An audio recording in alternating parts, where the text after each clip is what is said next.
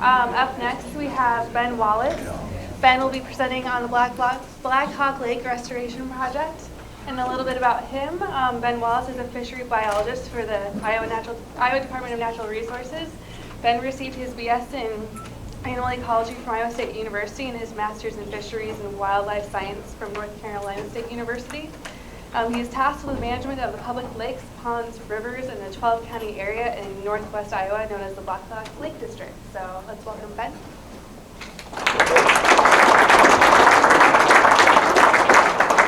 Well, thank you. Thanks for the opportunity to speak, and thanks for showing up and taking an interest. Today I'm going to talk about a project that we've been working on in northwest Iowa. It's a watershed and lake restoration project. I see a lot of people in this room that have been a part of this project, and so the big thing to keep in mind is I'm presenting a portion of this, but I'm just one part. There's a lot of people that help out with this project. And so I'm going to give you first a little general information on the project and then kind of focus on one event that has really caused a bit of a stir at some times within the local community, but have really put us on the right track to getting some good results. So Black Hawk Lake is a glacially formed lake. It's right on the edge of the Des Moines Lobe, on the western edge of the Des Moines Lobe. It has an average depth of 6 feet, just about 6 feet. It's 922 acres. So it's kind of a shallower lake. It has a 14-to-1 watershed lake ratio. For those who, I'm sure you probably most know what that is, but for about every acre of water we have out there, we got 14 acres that drain into that lake. For a natural lake, that's a pretty good size. For a reservoir, not so much, but for a natural lake, we have a large watershed. Now, Black Hawk Lake is on the impaired waters list for algae, turbidity, and bacteria, and we have a history of cyanobacteria blooms and fish kills, be it a winter kill or sometimes we had natural kills during the summertime. These are some of the most picturesque cyanobacteria blooms you'll see, and those are on Black Hawk Lake. They cause quite a stink. They have very foul odor when it's dying off, and quite a spectrum of colors. So these are the things that we set out to fix, and the community wanted to fix this as well. It wasn't just the agency saying we need to fix this. So back before I started working for the department in 2010, plans for this project had already been in the works before I started working. But the local community, the city of Lakeview, got together, people in that community got together, a nonprofit group, raised some funds, and helped pay for a diagnostic feasibility study. The Lake Restoration Program paid for about 75% of the cost. The local community paid for about 25%. And that was targeted at diagnosing the issues. What are our issues, what's causing them, and then coming up with how feasible it is to restore this lake and all the management alternatives that we need to make improvements. At about the same time, a TMDL, or Total Maximum Daily Load Study, was being conducted by the Watershed Improvement section of the DNR. They have a little bit different scope, but they kind of came up with very similar results. Phosphorus is the problem. We kind of suspected that, right? Freshwater systems, phosphorus is a nutrient, or a limiting nutrient. Phosphorus is the issue, but what they both came up with was, one said, hey, you got to reduce phosphorus by 76%. The other said 78%. So two very separate studies with very similar results. It gave us a lot of confidence going forward. And so as you would expect, in a largely agricultural watershed, about 74% of the phosphorus loading was coming from row crop production. Another 15% was coming from internal recycling from within the lake. So nutrients being recycled, being released and taken up. About 7% from stream bank erosion in the watershed. And then as you go on down the line, there's feedlots, atmospheric deposition, and all these other items that are very small percentages of the total phosphorus load contribution. So we get all this research done. We know how to fix the problem. What does the community want? Are we sure they're still on board here? Well, they happen to be doing a marketing survey at about the time we were finishing up. They hired a marketing agent to look at why people want to come to Lakeview. This is from a tourist angle now. Why do you want to live in Lakeview? Why do you want to visit Lakeview? And we'll share the results here in just a second. So with the DF study and the Total Maximum Daily Load study, we formulated a watershed improvement plan. It's a 30-year plan. That's a long time, right? These systems, we didn't just degrade them overnight. It's taken a long time. It's going to take a long time to get them back. So we phased it out in 3 phases. We're looking at working in the watershed first, and as we make progress, we work down towards the lake. The City of Lakeview did their community strategic marketing plan. Water quality was the #1 driver on why people wanted to visit Lakeview, or what would lead them to or keep them away from the lake. And a direct quote in that report said, "People fear that visitors will stop coming if the water is green, or worse yet, if there's a health risk to children and pets." And there already was. The water was already green. We had frequent advisories for microcystin and bacteria. So that issue was there, and people noticed that, and they were concerned about it. So I'm just going to touch on the watershed work, because this is really the important aspect of this project. This is the thing that's going to give us long-term sustainable results. Since we started the implementation phase in 2012, we've achieved 29% of our phosphorus reduction goal. We're really proud of that. I think that's we've come a long way in a short amount of time. Here's a watershed map of the lake, and every field that has that orange color on it, that's a field with an active best management practice. Some of them have multiple ones, combinations of terraces, cover crops, all the usual ones that you would expect. We even have a crepe wetland. I'd love to see more of those. So to date, we have kept over 3,700 tons per year of sediment from entering the lake basin, and over 8,000 pounds of phosphorus per year. But we still got a long way to go. Our watershed coordinator, he is funded by the 319 program. He's an integral part of this project, and I'm kind of the guy that is learning about watershed stuff, and I'm working in the main lake. So I still wanted to touch on this to let you know that this is happening. So we have all these things going on. We had our study, a drought hit. We have our watershed projects. We have vegetation management. We've done some shoreline armoring, fish stocking, looking at some dredging activities. But this is what I want to focus on right here, is a fishery renovation. Fishery renovation, the idea was to kill off every single fish in that lake and the watershed, every single one of them. And normally, something like this we would do later on down the line, when we've done a lot of work in the watershed and we've kept a lot of the nutrients and the sediment from coming in, but we were presented with an opportunity we couldn't pass up, and that was the drought in 2012.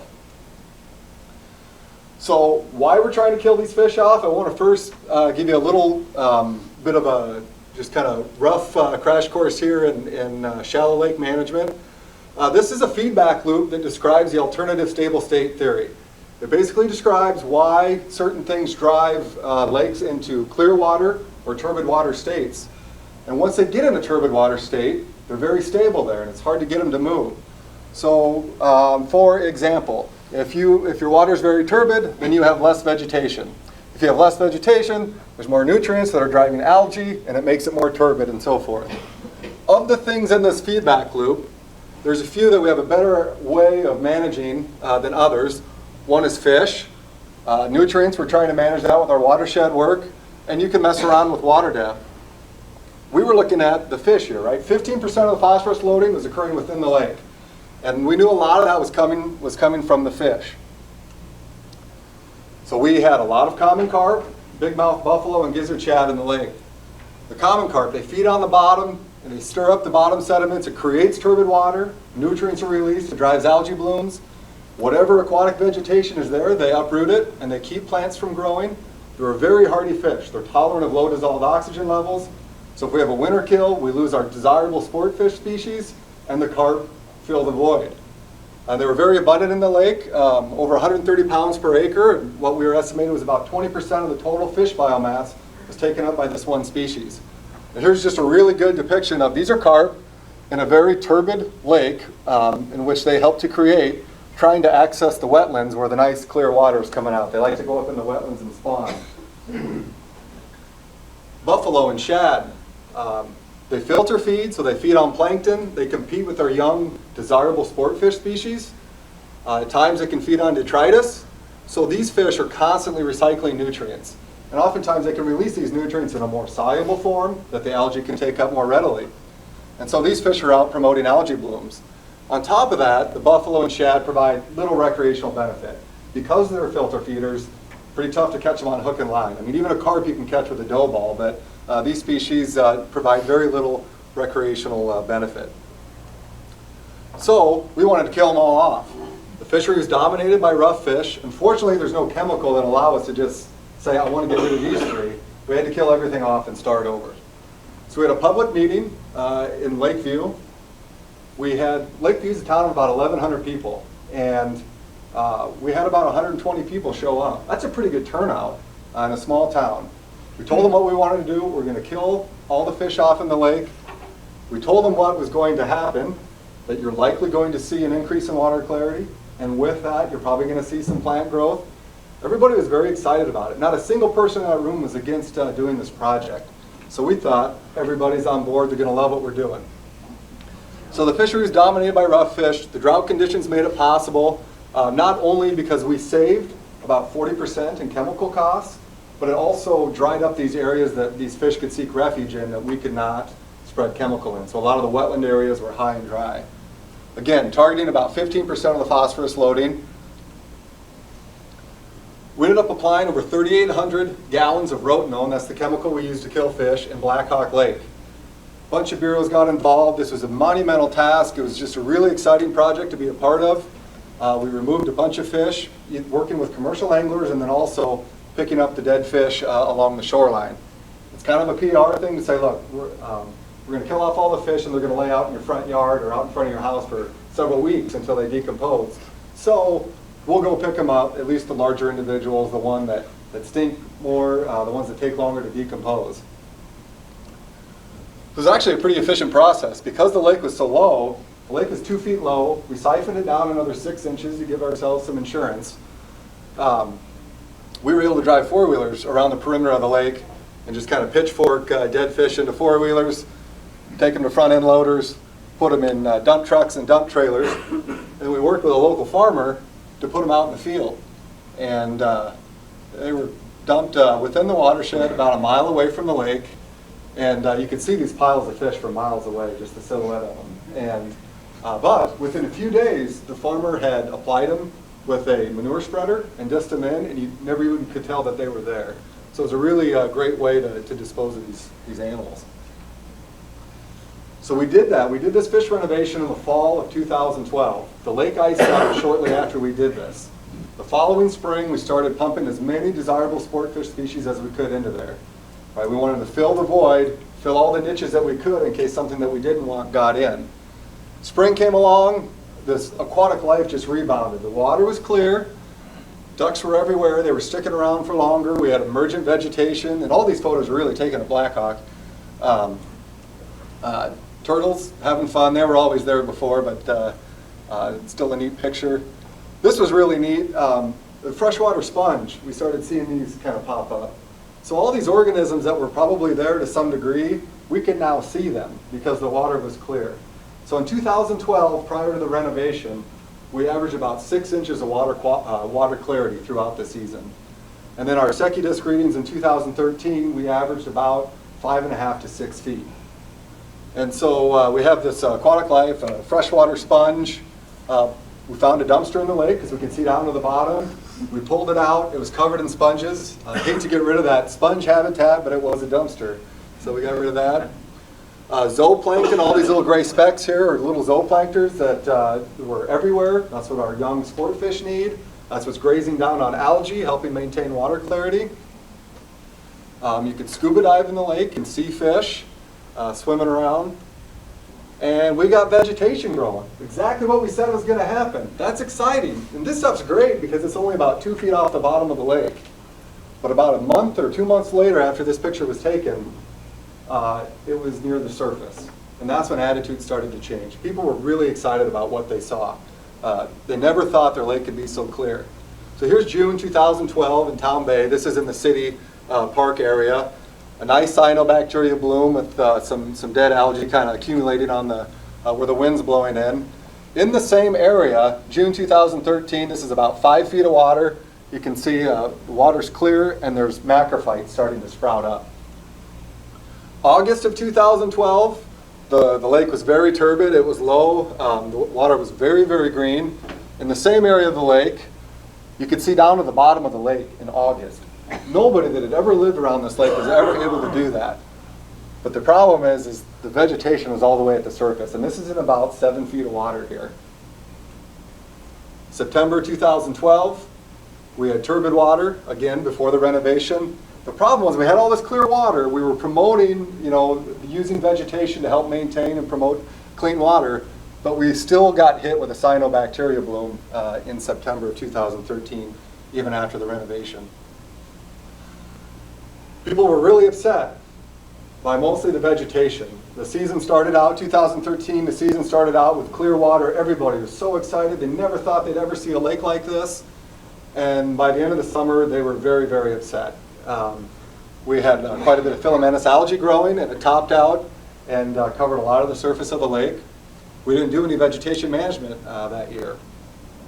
2014, we had very clear water, and then in August, we had a bloom come on, and a lot of the cyanobacteria died off and created this. And we did some herbicide application that year. And so here we are telling these people, look, live with the clean water and the plants because it's good for you, but they're still getting these cyanobacteria blooms. And so that's a little tough to try to explain to them. 2015 was a little better. We started fine-tuning our vegetation management. 2016, we basically just used a bathymetric map to say, look, we're pretty sure there's no vegetation is going to top out in this area. And if you can tell, this is a dredged area from the early 90s. We're quite confident that vegetation is going to get pretty thick in these areas, and this is where everybody likes to boat. So we partnered with the Lake Restoration Program and the community, and allowed the community to apply herbicide around the perimeter of the lake off the ends of the docks. Because one of the biggest complaints we heard was, I can't cruise around the lake and drive real slow. That's where all the vegetation is growing. So we allowed them at their cost. The community paid for about it cost about $19,000 to apply this chemical, 150-foot wide strip around the perimeter of the lake, and it provided a cruising lane and boater access. And people were very, very receptive to that. We also are using mechanical control at the same time. The Lake Restoration Program purchased this vegetation harvester. The City of Lakeview, Sac County, the Black Hawk Lake Protection Association, they're all paying for the operation, the maintenance, the fuel that goes along with harvesting vegetation. Now there's definitely some limitations with this machine. It covers about 1.5 acres an hour at best. That includes loading and unloading time. So that's a limitation. Time, wind really blows this machine around. Heavy plant density, you fill the machine up faster, you have to go and load sooner. And then operator experience. There's about 12 different people that work on this thing, and they all got different skill levels, and so it takes a little getting used to. But I kind of look at it as like integrated pest management. We're trying to manage nutrients from coming in the watershed. We're trying to manage plant life using herbicide and mechanical cutting. Now I'm up here telling you we're getting rid of vegetation. I'm also saying vegetation is great for clean water. So that's a little bit, they kind of go against each other. But the fact of the matter is, these people in the community were so upset by what they were seeing that we were starting to lose support for the program. And so we're trying to walk that fine line, or strike that balance between enough vegetation to provide fish habitat, water quality benefits, but not so much that people are so turned off that they can't use the lake that they won't support the project anymore. So there's a little bit of give and take there on trying to maintain public acceptance. That is the machine that makes everybody happy. They love to see it out there on the water. And so that goes a long way too, just perception. We got our hands, we purchased a Trimble unit that would normally go in, say, like a combine or a planter, and mounted it on the vegetation harvester. So we could track, we could calibrate this machine on implement width, we could track where it's been. So we tell these guys, go out in the East Basin and do as much work as you can, and track where you've been, so when the next person gets on the machine, they can tell where you've been. I can calculate how many hours they've operated. And they did a pretty good job covering the East Basin there. Looks like a few people went rogue and decided to make a trip around the lake. So that's been one way to manage the vegetation. In 2016, this is about these solid areas that are about where we saw vegetation topped out, so thick to the point where you couldn't drive a boat through it. There was vegetation throughout the lake basin, but it didn't impede boat traffic. It was, again, interspersed around the docks where it should be. We had a very good year. In 2015, the local community put together a petition to stock grass carp in the lake. They never talked to me about it, but it went around to a lot of people. Hundreds signed it, at least so I heard. 2016, I never had a single phone call from an angry person. So I think we made a lot of progress in making some concessions to make the lake more usable, but not losing sight of that overall goal of water quality improvement. So what have been our challenges? Well, the watershed is often overlooked, right? Everybody's looking at the lake. They want to see what's happening in the lake. So we can talk about how much CRP has been put in the watershed, or how many miles of stream bank have been armored. And people say, yeah, that's great, but I'm looking at the lake right now and it's not the way I like it. So that's been a challenge. Well, I think we've been successful in that we consistently send the same message all the time about water quality improvement, and it starts in the watershed. We found that our stakeholder groups will clash over the results. When we had a lot of this heavy vegetation, the boaters were not happy. The anglers were catching fish. They were having a great time catching fish. And so we were accused that, look, you want to make this lake a fishing-only lake, not a recreational-only lake. And fishing is the #1 form of recreation in Iowa's lake, so there was a little bit that I didn't like about that comment. But I think what happened was the anglers got what they wanted a little bit sooner than the boaters did. And it was really trying to say, hey, we're trying to make this better for everybody. Perception and definition of success definitely differs, right? We're measuring success based on phosphorus removal. Every time we keep X amount of pounds of phosphorus from entering the lake, that's a success. As we inch towards that 78% reduction goal, that's a success. But to a lot of people is, could I drive my boat on the lake this year? That's what was, how I deem it a success. I don't care how much phosphorus you've taken out, I couldn't drive my boat. So it really differs depending on what your viewpoint is.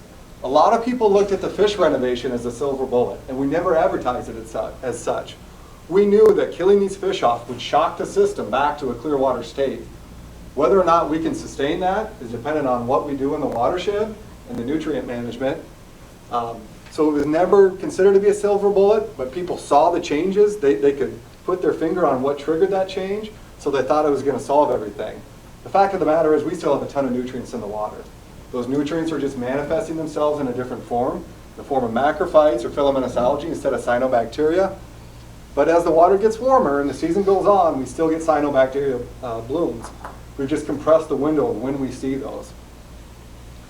So one thing we learned was people want clear water, they love the idea of clean water, but they don't want the plant life. So when you're dealing with a community that says, look, we don't want this, but we also don't want this, that's very, very difficult to strike the balance in between those, especially in a lake with an average depth of 6 feet. What's worked for us, education and outreach, sending a consistent message.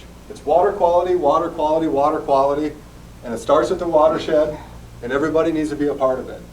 Working with local stakeholders. So we have NRCS, Soil and Water Conservation District, the DNR, the Black Hawk Lake Protection Association, the cities, the counties, local individuals, local farmers and operators. Everybody become a part of this. We've built up enough momentum that people want to be a part of this. And so that's been working for us. Putting things in perspective really helps. Whatever we're dealing with at our lake, other lakes are probably dealing with that same issue too somewhere else in the state. So when you can show them pictures that say, look, we're not the only ones that are experiencing these issues. You're going to find this other places you go. But hey, we got a plan to fix it, and it's going to take us a little while though. That really tends to help with people. And finally, partnerships. I touched on that with working with stakeholders. Partnerships help get things done. I'm just one person talking about this project. There's a lot of people involved in it, and I get to talk about it today. So thank you for your time. I'd be happy to take any questions if you have. What's been helpful in getting ag producers on board? Incentives help. I'm probably not real qualified to answer that question because I'm not working directly with them. TJ Lynn is our watershed coordinator.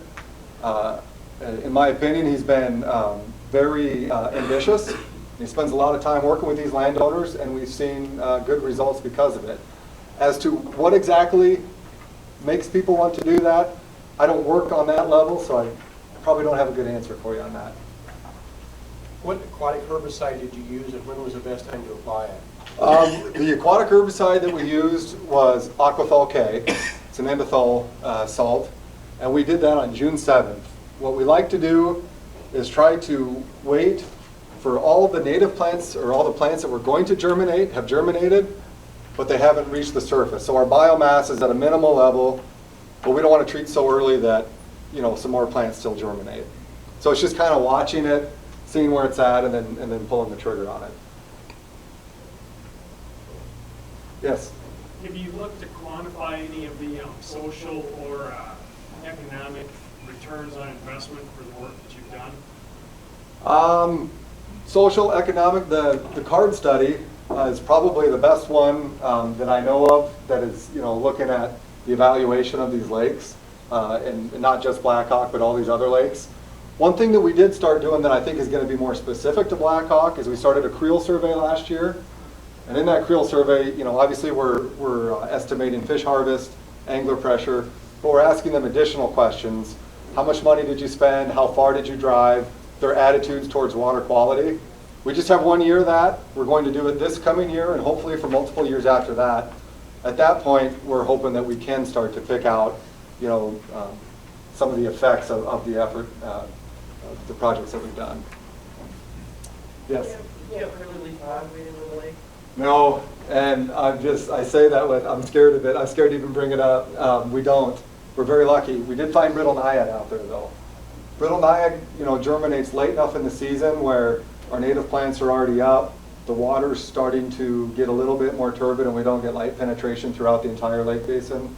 So hopefully we can hold the brittle naiad off. But if we got curly leaf pondweed in this lake, it'd be very difficult to deal with because it'd be topped out across the entire lake by about a month from now.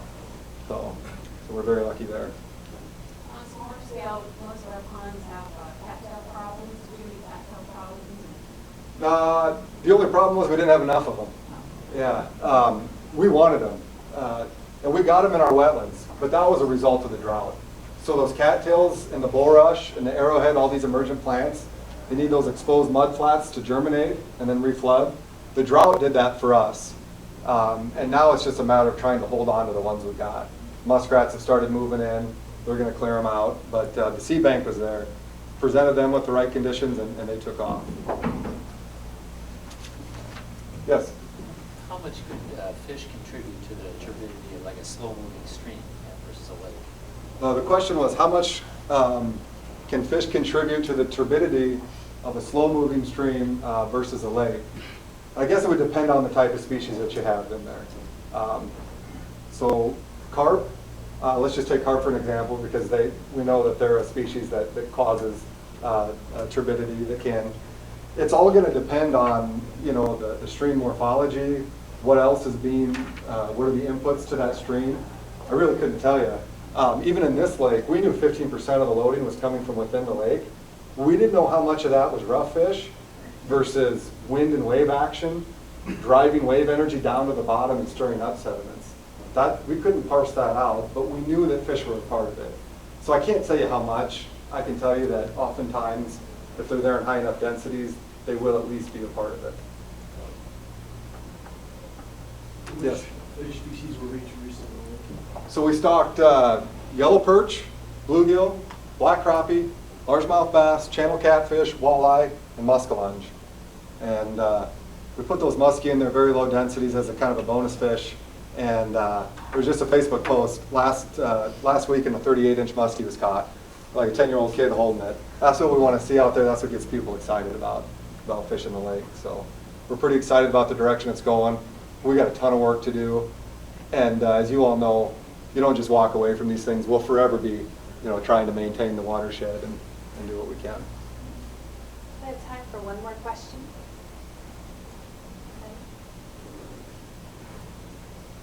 If not, it's 2:10.